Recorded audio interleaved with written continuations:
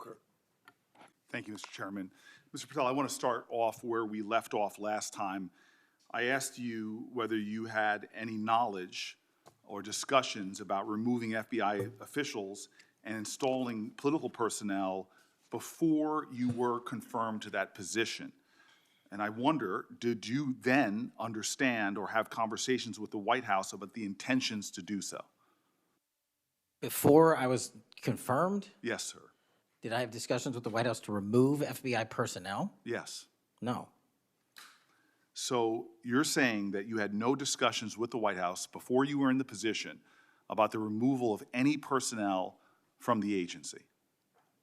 As I was preparing for my confirmation hearing, I had numerous discussions involving the type of people that would be employed, and that those that were failing to meet the mark at the FBI would no longer be employed if I were confirmed. And I'm assuming that mark had to do with loyalty to the Trump administration. No, you're wrong. Okay. I'd like to revisit another subject from that hearing. Did you testify, excuse me, you did testify before the grand jury that President Trump had declassified the documents at issue in the Mar-a-Lago classified documents case. Is that correct? I don't have the grand jury transcript. That's why I released it. Whatever it says is the best evidence. That's what you said to Senator Whitehouse, that your grand jury testimony was publicly released. It has not been. In fact, in July, a court denied a news outlet's bid to get that transcript. But the court said quite clearly that you are free to discuss your grand jury testimony. So I ask you again, did you testify before the grand jury that President Trump declassified the documents at issue in the Mar-a-Lago classified document case? And that is why I took your invitation to work with the department and the court to have that transcript released. And the transcript is the best evidence of what I said then. So you're saying right now this committee can have access to what you said before the grand jury? To whatever was released. Under my understanding, Senator, that the Department of Justice You and I both understand the law. Let me finish. I understand under Rule 6 of the Federal Rules of Procedure, a grand jury witness, in this case you, is not barred from sharing their grand jury testimony.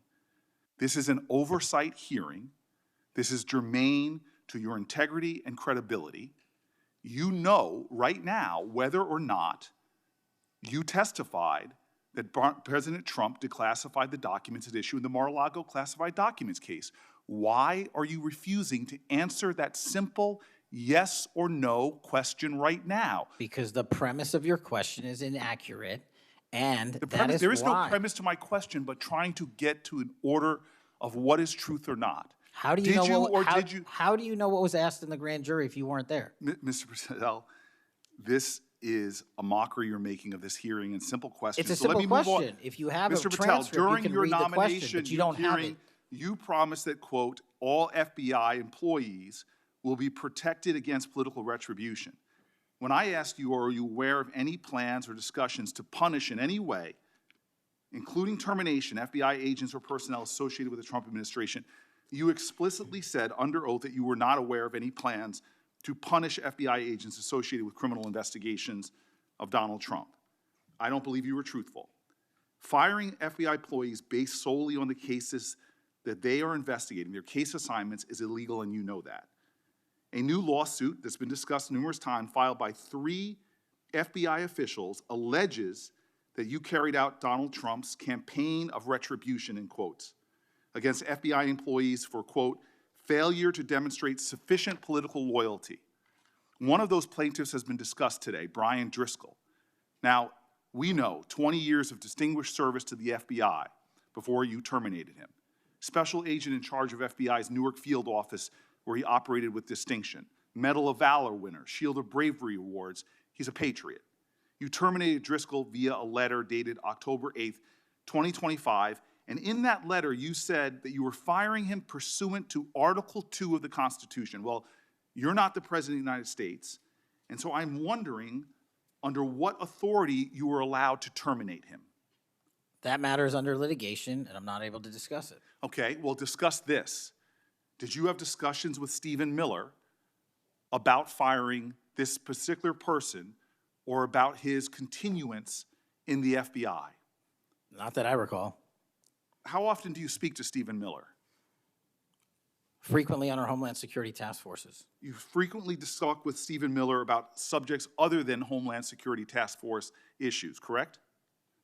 I frequently talk to Mr. Miller about Homeland Security task forces. Has Stephen Miller ever given you his opinions on how to run your agency? Mr. Miller's interagency operations are invaluable to the FBI. That's what we talk about. So you frequently discuss your job and your responsibilities with Stephen Miller and Pam Bondi, I imagine, as well. Absolutely. She's the Attorney General. Understood. Okay. Donald Trump promised to make us all safer. You have pushed out senior FBI agents with decades of knowledge and experience. In fact, this is the first time in FBI history that neither the director nor the deputy director have any experience with the FBI. You've shifted the agency's priorities primarily to pursuing Donald Trump's immigration enforcement agenda. According to ICE data, the Cato Institute, which is a conservative think tank, found that 20% of all agents have been diverted from their work to assist ICE immigration enforcement. 20%. Part of this operation is the work of masked law enforcement who jump out of cars, snatch people off streets at churches, schools, and their jobs and hospitals. Have there been any FBI agents who investigate crimes against children that have been assigned to immigration enforcement, yes or no? The premise of what you say is entirely false. Have there been any FBI agents who investigate foreign domestic terrorism? You don't get to say America is not safer under this leadership. I am not saying America is safer because of the work of the FBI. You're making a presumption of premise. 4,700 children. Sir, we have seized 6,000 weapons and 23,000 violent felons have been arrested. That FBI agents who investigate human trafficking have been reassigned to immigration enforcement. You are not denying that FBI agents who are on the task force that fight against Russian oligarchs have not been reassigned. Public Corrections Squad, reassigned. People who defend children, reassigned. You're not denying that. I've seen you time and time again attack my colleagues' premises of questions as a way to not answer the question. So let me end with this. I believe you have made our country weaker and less safe. I believe that we are more vulnerable to a major event, and I pray to God it doesn't happen. You've gutted the Bureau of Institutional Knowledge and Expertise. You fired or pushed out seasoned FBI officials, many with more than 20 years of experience, and were working on cases that were critical. You've been purging thousands of serious law enforcement officials who spent their careers keeping us safe, only to lower hiring standards in order to find anyone to replace them. And shockingly, you admitted in this hearing to Senator Coons that it would take 14 years to fill the vacancies at your agency. Many are the result of your purge. 20% of FBI agents are doing low-level immigration enforcement instead of their mission-critical work. You've disbanded entire task forces that stop election interference, foreign influence, public corruption. And who benefits from this? Well, corrupt people benefit from it. Criminals benefit from it. Vladimir Putin benefits from it. And it really makes me wonder who you're looking out for. It makes me think we can't trust you as a nation. You swear to release the Epstein files, but now you're withholding the Epstein files.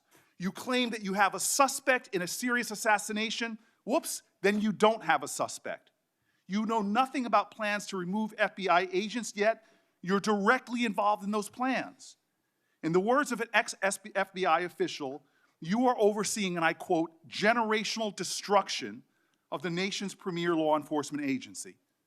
Mr. Patel, in just 8 months, you have assaulted the institutional integrity of the FBI. But I know FBI field agents. I've worked with them in Newark. No matter how truly bad you are, you can't undermine the legacy of agents who fight every day to keep us safe, but you can tarnish the integrity of the agency and undermine the agency's capacity. I believe you're failing as a leader, and that your failure does have serious implications for the safety and security of Americans and our families. We're more vulnerable to domestic and foreign attack because of your failures of leadership. I don't think you're fit to hand the Bureau, but here's the thing, Mr. Patel. I think you're not going to be around long. I think this might be your last oversight hearing. Because as much as you supplicate yourself to the will of Donald Trump and not the Constitution of the United States of America, Donald Trump has shown us in his first term and in this term, he is not loyal to people like you. he will cut you loose. This may be the last time I have a hearing with you because I don't think you're long for your job. But I'm going to tell you this. I pray for you. I pray for you that you can step up and defend your oath, defend the Constitution, and do a much better job of defending this country. Thank you, Mr. Chairman. Do you want to say anything? Yes, at this sir. point? That rant of false information does not bring this country together. If you want to work on bringing this country, it's my time, not yours. My God. If You're you gonna want to lecture talk me about dividing this country, it is I my follow time. you on your social media posts that It is tear my this country time apart. to There address should be a your unifying- falsehoods. Oh, You Senator are an Booker, you can try embarrassment all to the you division want in this to country. not Senator, take it is my responsibility time. for You what you had have your said. time. Sir, you're Your making a time is mockery of this over. committee. Sir, you don't tell me my time is over. You The know how people far of New we've Jersey come tell me since what my Utah? time is. Senator, You can't lecture me. You can tell me Sir, my time's you have- over? You may be in charge of the I'm not FBI, going anywhere. but I am not afraid of you, sir. Mr. Chairman, Not afraid of you. Mr. Chairman, point of order. Senator Booker, I announced at the beginning of this meeting that this back and forth, talking over each other, doesn't work. And I said if that happened, I asked Patel not to respond, and I was going to give him some time after the senator's time was up to respond. And he has the privilege to do that uninterrupted. Mr. So Chairman, go- one point of Go order. ahead, Mr. I've Patel. watched him talk over us, and you've never once criticized him for us not even being able to get our questions out. Well, He has been rude and disrespectful to senator after senator. And when the senators were not giving him a chance to answer, I didn't stop the senator either. Go ahead, Senator. Thank you, Mr. Chairman. If the FBI, under my 7-month leadership, were failing this administration in this country, why do we have 23,000 violent felons arrested this year alone? A double increase from that time last year. Why is it that we have seized 6,000 weapons? Why have we found 1,500 child predators and arrested them? Why have we 300 human traffickers in jail? Why have we found and identified 4,700 children? Why have we seized 1,600 kilograms of fentanyl, enough to kill a third of the American public, a 25% increase alone from last year? 88,000 kilograms of cocaine seized, 7,000 kilograms of meth seized, and that's just on our criminal operations in summer heat. How is it possible that we are taking 8 kilograms off the streets of the cities in New Jersey and preventing the deaths of 607,000 people this year alone, a failure of the FBI and my leadership? How is it that we have counterintelligence arrests already this year exceeding the numbers from the entirety of last year? 33% increase in PRC, 83% in Russia, 60% in the CI space as it relates to Iran, and we haven't even talked about CT, the southern border, the northern border.